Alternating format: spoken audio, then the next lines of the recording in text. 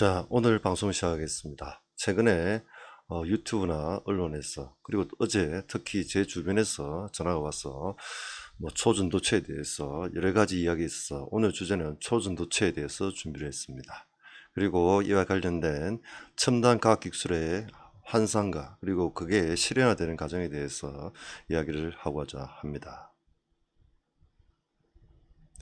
자, 나무위키에서 찾아봤습니다. 초전도체는 완전 전도, 그러니까 저항이 제로되는 그 특징과 특성과 함께 그리고 말씀의 효과에 의해서 이러한 자석을 띄울 수 있는 이런 효과가 생길 때 우리가 초전도체라고 부르고 있습니다. 그래서 완전 전도체와 초전도체는 조금 다른 특성의 차이가 있습니다.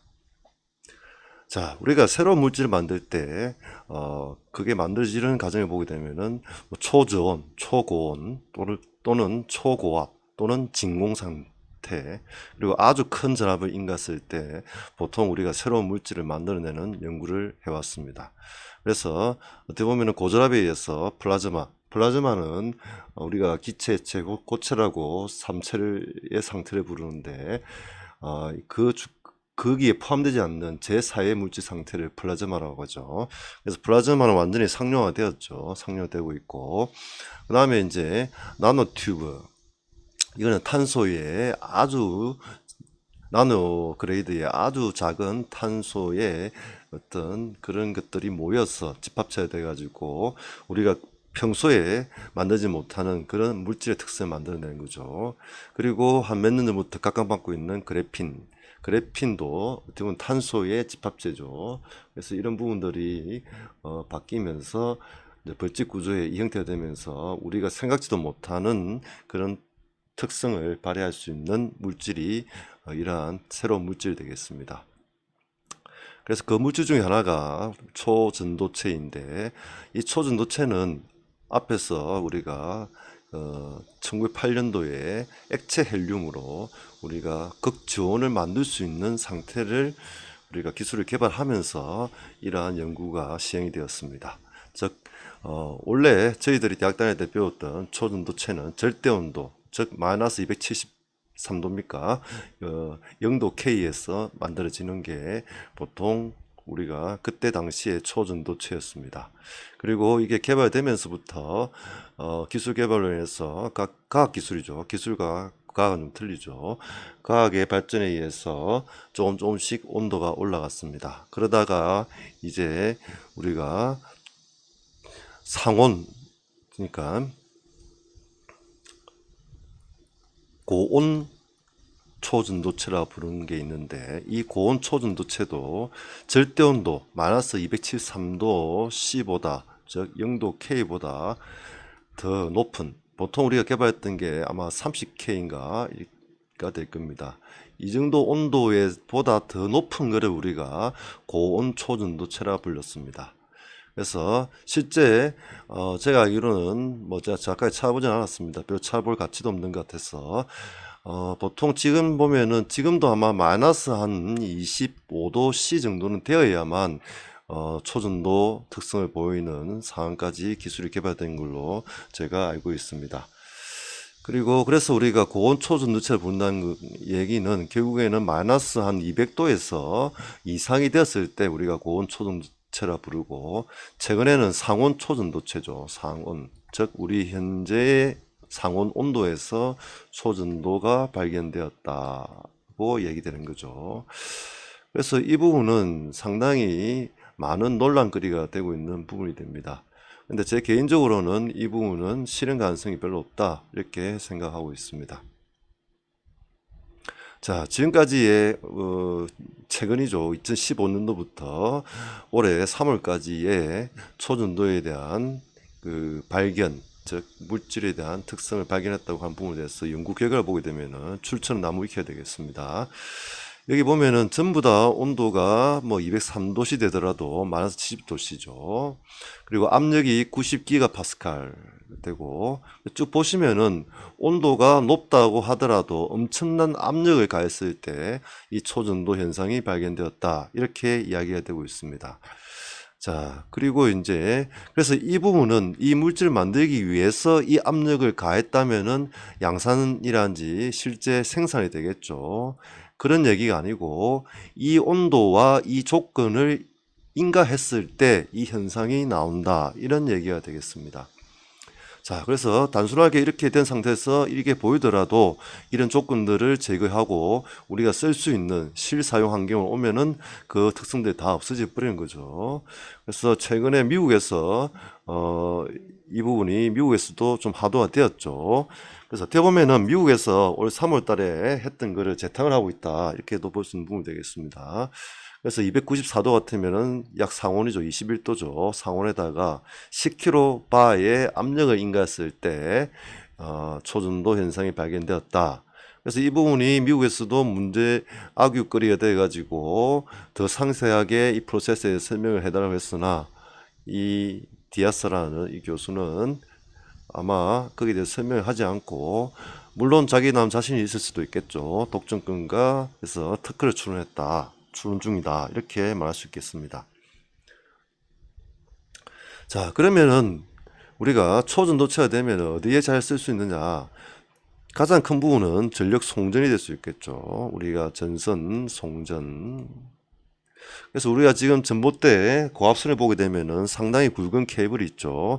그래서 전기공학을 하신 분들은 이 전력선의 케이블의 굵기가 결국에는 전류의 크기에 비례하게 하는 부분인데, 그래서 우리가 고압으로 송전하는 이유도 고압으로 올리고 전류를 내려서 파워를 전달하기 위해서 하는 이유도 이 케이블선이 쫙 깔리면은 돈이 상당히 비싸겠죠. 그렇기 때문에 우리가 성합을 해서 전류를 낮춰서 우리가 송전하고 있습니다. 그래서 만일 상온 초전도가 된다면은 이런 아주 큰 이런 케이블이 굵기 케이블이 이런 가는 선으로도 우리가 송전할 수 있게 되겠죠.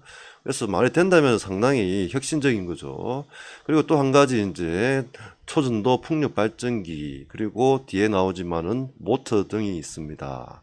그래서 이건 서울대학교에서 일본 규슈 대학과 같이 하는 부분인데, 그러면 지금 이런 초전도 발전기와 모터는 지금 어느 정도 상용화되고 있습니다. 상용화되고 있는데 아주 큰 전력기계면 상용화되고 있고, 그 이유는 뭐냐면은 보통은 마이너스 한 20몇 도, 20도씨 이상을 유지를 해야 되기 때문에 결국에는 이런 기기에 구리 코일 있는 코일 부분에다가 냉각기를 붙여 가지고 이 저온 상태를 만들어 줍니다. 그래서 어떻게 보면은 이 상태에서는 실제로 초전도로 얻는 이득이, 초전도에 대한 이익이, 자, 이 냉각을 하기 위한 그런 전력이 또 들겠죠. 쉽게 말하면 냉동실에 안 붙인다는 얘기입니다. 구리 쪽에다가, 코일 쪽에다가. 그런 비용이 이것보다는 더 작겠죠. 그래서 이 이익이 더 크기 때문에 아주 파워가 큰, 전력이 큰 이 부분은 어느 정도 상용화가 되어 있고, 돼 가고 있고, 좀 아주 일부분에 쓰이고 있습니다. 그래서 이 연구는 한 20년 전부터 계속 이런 부분에 시도가 되고 있고 하고 있습니다. 한국에서도 전기연구원 같은 경우에서도 이 부분에 대해서 본부가 있어가지고 계속 온도라든지 이 부분들을 좀이라도 좀 더 올릴 수 있도록, 좀이라도 더 상용화될 수 있도록 지금 연구를 하고 있는 상황이 되겠습니다. 자, 그래서 이 부분도 지금 여기 뒤에 나온 부분들이, 그래서 초전도 모터 발전기 또는 전자석을 만들었을 때 그 부분을 우리가 하기 위해서는 어떤 쿨러가 필요한데, 쿨러가 아니고 그냥 냉동기라 생각할 수 있죠. 필요한데 그거를 위한 냉각 시스템을 우리가 어떻게 만들 거냐, 이 부분도 상당히 많은 특허들이 나와 있습니다. 그리고 많이 시도되고 있고, 그래서 일반인들이 생각할 때 단지 초전도라 부는 이 부분이 그렇게 쉽게 할 수 있는 부분이냐, 그런 부분이 아니라는 얘기입니다. 그래서 많은 시행착오와 노력이 필요하고, 만약 이 부분이 발견이 되더라도 이게 상업적으로 또는 산업적으로 가기에는 너무나 많은 벽들이 있다는 얘기입니다. 그래서 이 부분이 아주 과학적으로 이 부분이 실체가 있다고 하더라도 어떤 아주 조밀한 특성 조건 그리고 물질 조성비를 줬을 때 만들어지기 때문에 그냥 실험실에서 만들어지는 거지, 현실적으로 이 부분을 그냥 어떻게 공장에 이런 데서 만들어낼 조건은 아닐 거란 얘기입니다. 자, 그리고 이제 또 하나 요즘 그래서 사실은 우리 배터리가 이번 뭐 우리 한국에 있는 모든 사람들이 배터리 때문에 돈 번 사람도 있고 뭐 안타까운 사람도 있고 그것 때문에 그의 후광으로 또 다음 타자로 초전도가 나온 것 같은데 지금 이 부분은 또 이와 비슷한 맥락에서 말씀드리면은 삼성 SDI 자료입니다. 그래서 삼성 SDI가 한국에서는 전고체 배터리 부분은 가장 앞서 있고 지금 시험 생산이라든지 이런 것들을 준비하고 있는 걸로 알고 있습니다. 그래서 이거는 양산까지 가기에는 거리가 멀고 최소 2027년 정도, 28년 정도를 뭐 토요타도 그렇고 목표를 잡고 있습니다. 전고체 배터리는 뭐냐면은 단순하게 양극재, 음극재 있는데 현재는 액체의 전해질을 쓰고 있습니다. 전해질은 전해액이라 부르죠. 전해액은 후성이라든지 그다음에 뭐 몇 개 업체들이 있죠. 그런 업체들이 우리나라에 업체들이 있어가지고 그렇게 하고 있는 부분이 되겠습니다. SK 쪽에도 있고 하나 잘 기억 안 나는데 좀 전해질 쪽에 좀 이슈가 됐던 기업이 있죠. 그런데 이제 이런 액체를 우리가 고체 전해질로 만든다. 그래서 이 고체 전해질에 대해서도 지금 제가 알기로는 우리나라 배터리 소재의 전문 기업에서 양산 삼성 SDI와 같이 준비를 하고 있을 거라고 생각이 됩니다. 그래서 이 부분도 이제 전고체 배터리인데 이 부분도 실제 실험실 그리고 시험 생산은 가능하다는 얘기죠. 시험 생산은 가능하다. 현재도 그렇지만은 꿈의 기술에 보는 이 부분도 에너지 밀도 올라가고 특히나 안정성이라는 부분에서 상당히 많은 혜택이 있죠. 그렇지만은 시험 생산이 가능할 정도이지 양산이라는 실제 생산해서 보편적으로 알 수 있는 이 양산으로 매스 프로덕션을 가기에는 수율이라는 부분이 있죠. 수율. 그래서 물론 그 안에 재료비도 달라질 거고 재료비라든지 이 부분이 코스트 머티리얼이 어떻게 다른 지금 현재 쓰고 있는 이런 2차 전지보다 가격적인 메리트가 있느냐 이 메리트에 대해서 생각을 해봐야 되고 이게 있다고 하더라도 실제 생산을 했을 때 수율이 뭐 몇 퍼센트 넣을 거냐 한 90% 최소 95%는 나와줘야 분량이 5% 정도 이하로 가줘야 이게 실제 우리가 생산에 들어갈 수 있다는 얘기죠. 그래서 지금 제가 알기로는 테슬라가 사이버 트럭에다가 우리 한국의 NLF와 같이 해가지고 4680 배터리를 독자 생산을 해서 내재화 시킨 걸로 알고 있습니다. 근데 이 과정에서도 지금 시간이 많이 걸렸던 이유가 테슬라도 배터리에서 많이 연구를 하고 개발을 하고 있지만은 수율 때문에 상당히 많은 어려움을 겪었습니다. 그래서 이러한 어떤 수율이라는 부분도 상당히 중요하다는 얘기입니다. 자, 그래서 이 도요타도 2028년까지 양산을 하겠다 이렇게 목표를 세우고 있습니다. 그리고 이 부분 그래서 제가 볼 때 전고체 배터리는 어느 정도 지금 가시권에 들어와 있다. 그렇지만은 이것도 최소 한 5년 이상은 걸릴 것이다. 결국에는 생산에 대한 안정화, 그 상태를 만들기 위해서 그냥 아주 쉬운 생산 환경을 갖추더라도 생산이 되도록 만들어야 되고 또 그 상황에서 합격품, 양품, 수율이, 합격률이 어느 정도 나와줘야만 이게 생산으로 이어질 수 있다는 얘기가 되겠습니다. 자, 그래서 이제 최근에 퀀텀스케이프라고 미국에 가장 앞서 있는 전고체 기업이 있죠. 벤처 기업, 뭐 스타트업이라 볼 수 있죠. 그래서 스타트업이라 볼 수 있는데 그냥 실험실, 뭐 연구실 정도입니다. 최근에 한때 작년에 이 부분이 하도화돼 가지고 작년에 아니죠. 한 2년 전인가 그럴 겁니다. 3년 전인가 이때 피크를 치고 상장되자마자 이렇게 계속 내리막길을 걷다가 최근에 이렇게 퀀텀 점프를 하고 난 뒤에 어제까지 계속 크게 많이 떨어지고 있죠. 이 앞날도 아마 한 마이너스 한 뭐 10몇 프로 된 걸 알고 있는데 이 부분도 어떻게 된 거냐면은 결국에는 가능성이 있다는 얘기죠. 그렇지만은 아직까지 양산할 수 있는 기술은 확보 안 했다. 확보 못 했다. 그래서 이런 부분이 되겠고 그래서 사실은 이런 전고체 배터리 된다면은 전해액도 사라지고 가장 중요한 부분은 양극재가 가장 중요해질 것이다. 그러니까 결국 이거는 한국의 양극재가 가장 앞서 있죠. 지금 현재로서는 물론 그 앞에는 네덜란드의 유미코어라든지 일본의 스미토모죠. 스미토모, 스미모토입니까? 헷갈리는 스미토모죠. 이런 어떤 선진 업체들이 앞서 있었는데 지금 한국의 에코프로비엠이나 포스코, 퓨처엠 그리고 NF가 가장 마켓 시어가 많아지고 있죠. 특히 앞에 말씀드렸던 두 개의 기업이. 그래서 이 부분도 우리가 생각해 봐야 될 게 가능은 한데 이 부분이 실현 가능성 아직까지도 많은 시행착오가 필요하다. 그래서 어느 정도 가시권에 들어와 있는 전고체 배터리도 있는데 초전도체라는 거는 발견이 되고 그게 어느 정도 만들 수 있다 하더라도 산업으로 이어지기에는 아직까지는 너무나 먼 시간이 필요하다. 이렇게 말씀드리겠습니다. 그리고 또 한 가지 말씀드리는 거 제 이건 개인적인 사견입니다. 요즘 제가 그러는 게 있습니다. 빌 게이츠가 나오고 버핏이 나오면은 어떤 특정 기술이나 사람이 나오면은 그럽니다. 그래서 빌 게이츠가 만들고 SK 투자한 뭐 SMR, 스몰 뭐 이게 스몰 모듈러 렉티파이어입니까? 그래서 소형 원자로죠. 그 하고 있는데 저는 이 기술에 대해서 그렇게 좋게 보지 않습니다. 왜냐하면 원자로가 작기 때문에 폭발성이 약하고 안전하다 말하고 있지만은 실제 원자 폭탄은 작아도 커도 똑같습니다. 그렇게 큰 차이가 안 나겠죠. 그리고 SMR을 하는 이유는 전력 수요가의 근거리에 붙어서 하기 때문에 오히려 더 위험할 수 있다는 얘기죠.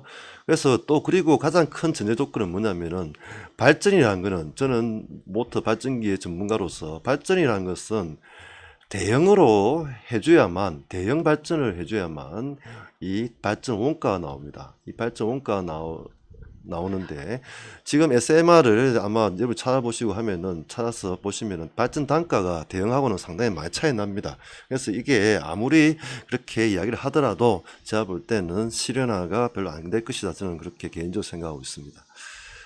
자, 그리고 이제 수소 연료 전지 이 부분도 이제 뭐 한국만 열심히 하고 있죠.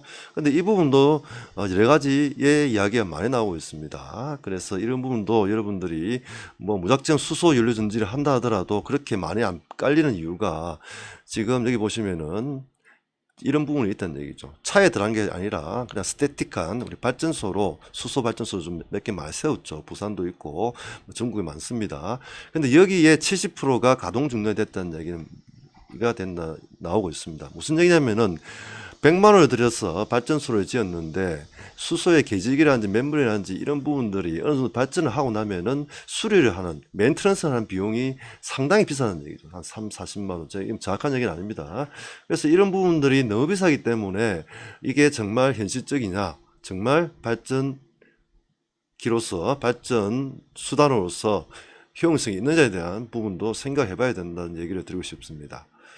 자, 그리고 이런 부분도 있죠. 제가 저번 방송에서는 뭐 부동산, 특히 리츠에 대해서 말씀드렸죠. 그리고 이게 이제 패러렐 유전 펀드죠. 제가 알기로 2010 몇 년도에 한국의 증권사들, 금융사들이 이거를 많이 팔았습니다. 이 펀드를 바로 주식으로 팔 수 있다 이렇게 하면서 많이 팔았고 주로 고액자산가들한테 제가 볼 때는 많이 판 걸 알고 있습니다. 그리고 사실 저도 이걸 살 뻔했습니다. 제가 아니고 집사람이. 그래서 제가 뜯어 말렸습니다. 절대 사지 말라고.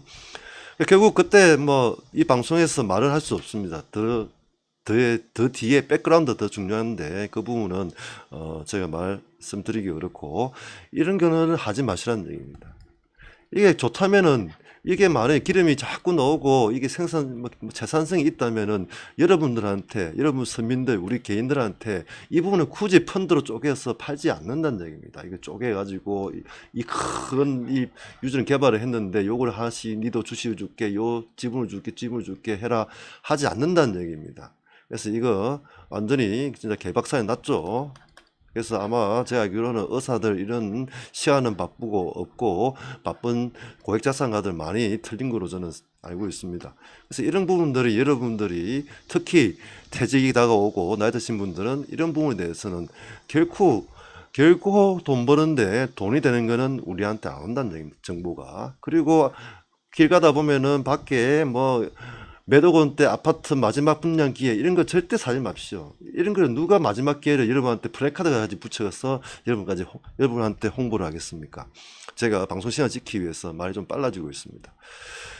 그래서 뉴턴도 사실은 노벨상 받았던 25원 정도의 상금을 주식으로 다 날렸습니다. 그리고 빚쟁이 되었습니다.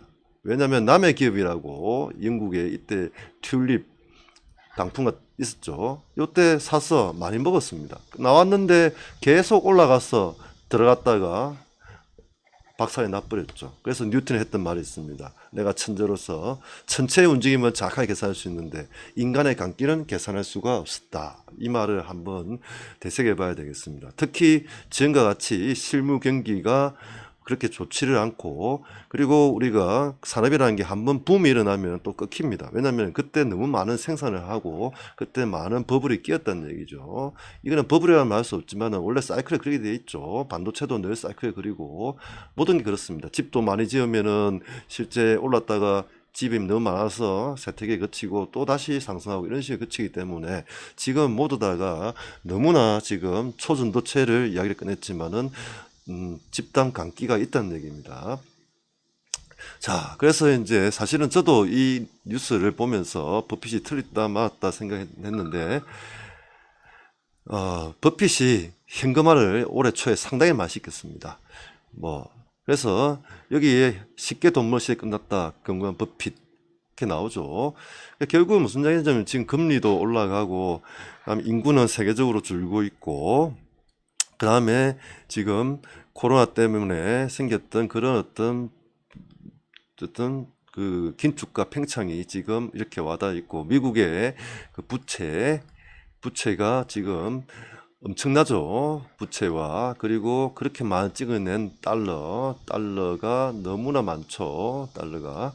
이런 부분들이 이제 한동안은 주식으로 쉽게 돈 벌고 투자를 해서 돈 벌고 하는 시대는 어느 정도 시간이 필요하다. 그러기 위해서 여러분들이 이런 데 보완해동하지 않고 여러분 자신을 지키면서 또 다른 기회를 준비하는 게 중요하다. 저는 그렇게 생각하고 있습니다. 자, 이 부분은 제가 우리 후배가 맨날 쇼 치는 후배가 있는데 맨날 틀은 노래입니다. 그래서 이 부분을 한번 보시면은 제가 이 부분을 틀지 않겠는데 그냥 그렇게 요즘 이런 친구들도 있고 합니다. 그래서 지금 모든 게 조금은 비정상적으로 너무 감기가 되어 있다. 그래서 이럴 때 정말 뭔가를 여러분들이 이 마음적으로 상처를 더 받을 수 있고 하기 때문에, 또 특히 제가 정경과학의 박사로서 저는 이쪽에 세부 전공은 아니지만은 초전도라는 부분을 보면서 너무 이 부분은 좀 희망만 가지고 이게 마치 실현이 된 것처럼 생각한 부분에 대해서 조금의 경고를 드리기 위해서 이 방송을 찍었습니다. 감사합니다.